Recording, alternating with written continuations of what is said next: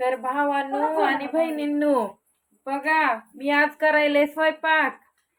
एवढे नाव ठेवायला जसं काय मी कधी कामच केलं नाही भविष्यामध्ये, असा तुमचा एवढा मोठा गैरसमज झालाय. कसं आहे, माझी आई थोडं मला व्हिडिओ बनवायला सपोर्ट करते आणि आम्ही ऍक्च्युली असं दाखवून देतो जगाला की बाबा अशी वेळ पुन्हा वर आली नाही पाहिजे. आणि आमचे भांडणं होत नाही असं नाही, खरे बी भांडणं होते, पण आम्ही हे दाखवून देण्याचा प्रयत्न करतो की एकट्या मुलीवर वेळ आल्यावर किती अवघड असते हे तुमच्या माथ्यामध्ये बसलेलं नाही. त्यामुळे तुम्ही लोक मला एवढ्या बेकार कमेंट आल्यात कालच्या 2 व्हिडिओला, बापरे. शेवटी तुम्ही सध्या माझ्याकडे बोट उचलायला माग पुढे बघितलं नाही, ही अपेक्षा तुमच्याकडून तर नव्हती. हा, बंद केला गॅस. तर बघू शकता इकडं मी भात शिजवलाय आणि इकडं बटाटा उकडले. आता बटाटा सोलायचे.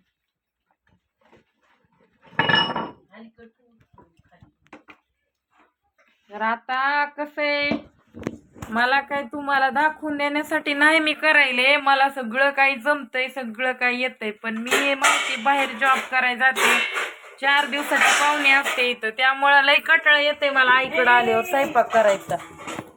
हे बघा, आम्ही ननंद भाऊजा स्वयंपाक करायला होता आज. तुम्हाला वाटलं का आमचे पूर्ण भांडणच आहेत? काय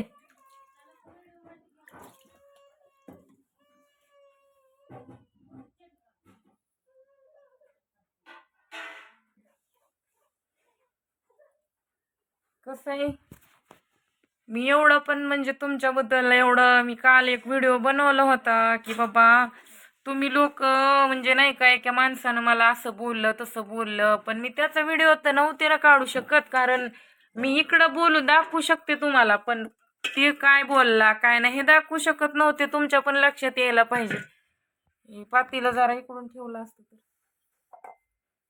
इथं ठेव पातीला, मला पण सोय.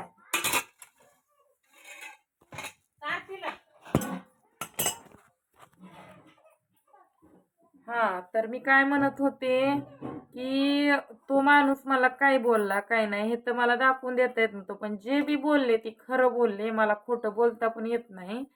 आणि तुम्हाला वाटतंय मी काहीच काम करत नाही.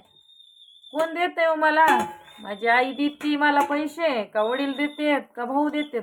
कोण बी देत नाही. मी स्वतःच्या पायावर उभी आहे, कळलं का? आज बी खात्यावर माझ्या कामाचे पैसे घेऊनच मी मला काय लागल, जरी मी इथं राहत असले तरी कुणाला 1 रुपयाची अपेक्षा करत नाही, एवढं लक्षात ठेवा. मी फक्त स्वयंपाकच बनवला नसेल इथं आल्यावर, ह्याच्या व्यतिरिक्त काही नाही. नाही तर सगळी कामं करावी लागतात मला, ती बी माझ्या मनावर आहे. आईचं घर आहे म्हणून हक्कानं इथं बसते, मी हक्कानं बसायचा प्रयत्न करते.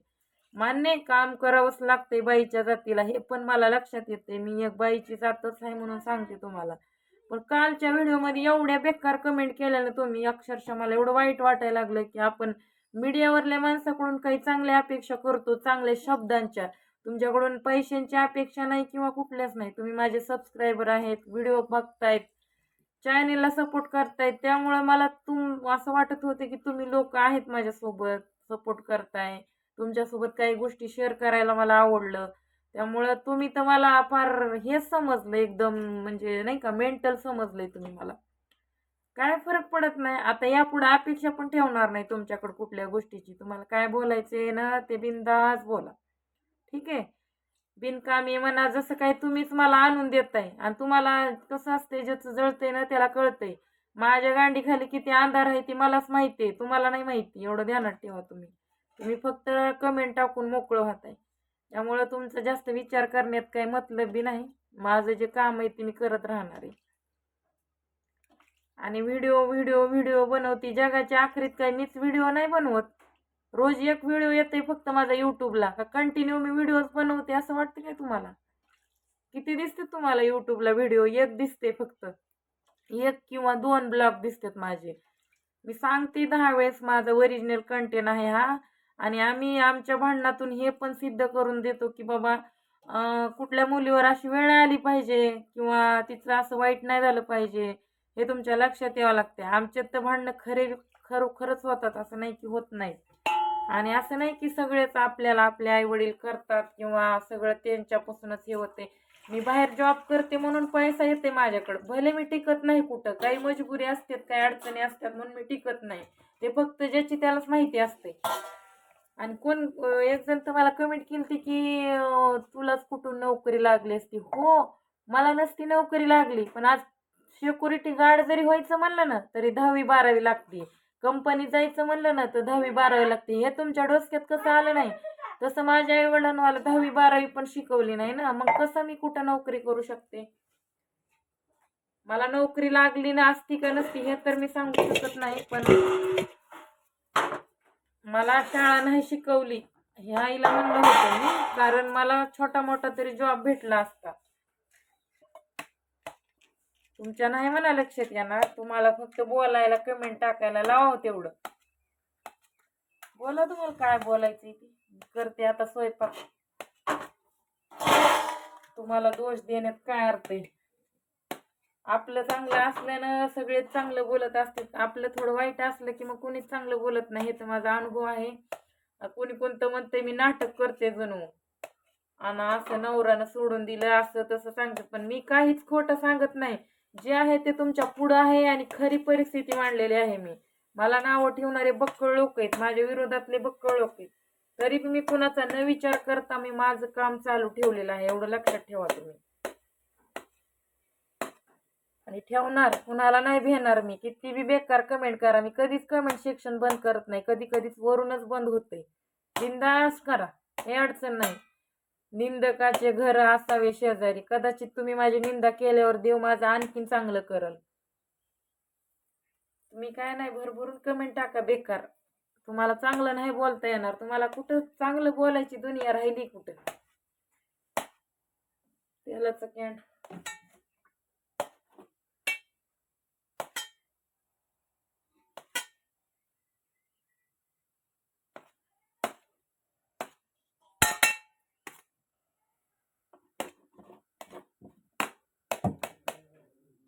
आता चटणी नाही काय टाकायचं. येसूर आहे आणि मसाला. ही मसाला अंबारी त्या हिरव्या टोपणाची का तिथे डबा ती हे का. हा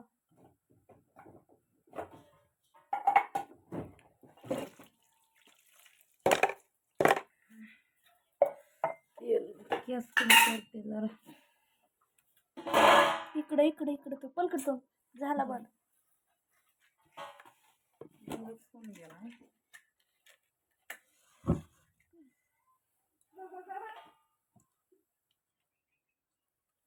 परतून जायचं लसूण. तुका कांदा विचारलेला आहे.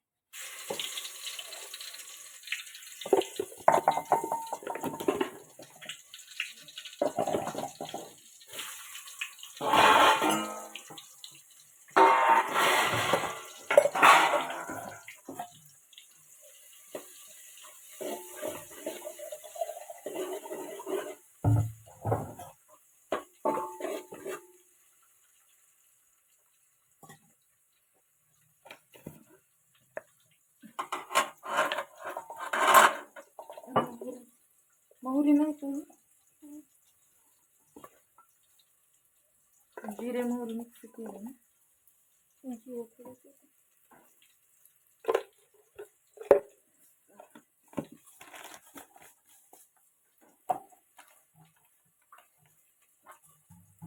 इतकं बस.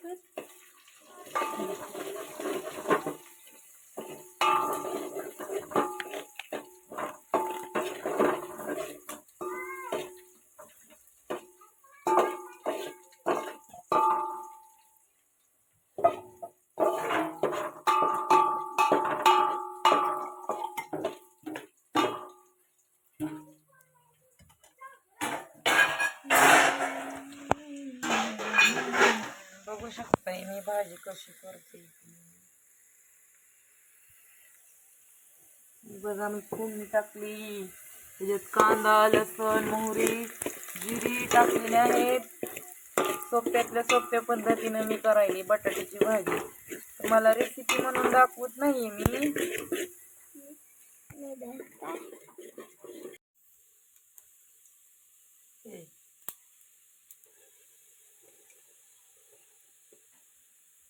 लय तिखट होईल का ग?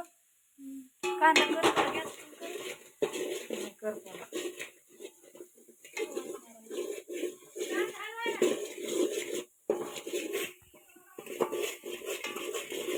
थोडं घट्ट भाजी होईल ना. थोडं पाणी टाकायचं वरून.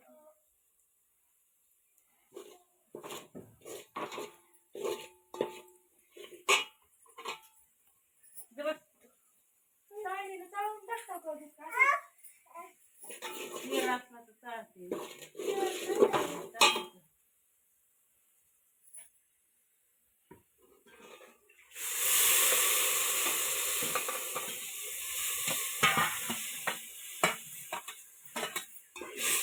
मागं दूध आहे. कशाला पोरगी शिरली ग तिथं आता ही? ए थांब मी ठेवून घेतलं की. पाणी किती टाकायचं तुझं? टाका. हे बघा मीठ टाकायचं थोडं झालं मग. आई बास ना थोडीच भाजी. थोडीच मध्ये काय बकळ लागती पण आता काय. आज थोडंसं टाका पाणी. शेंगदाण्याचं कूट इकडे सरका तुम्ही थोडं. बस झालं. आता ह्याच्यात राहिले शेंगदाण्याचं कूट टाकायचं. लय मोठं कुठलं.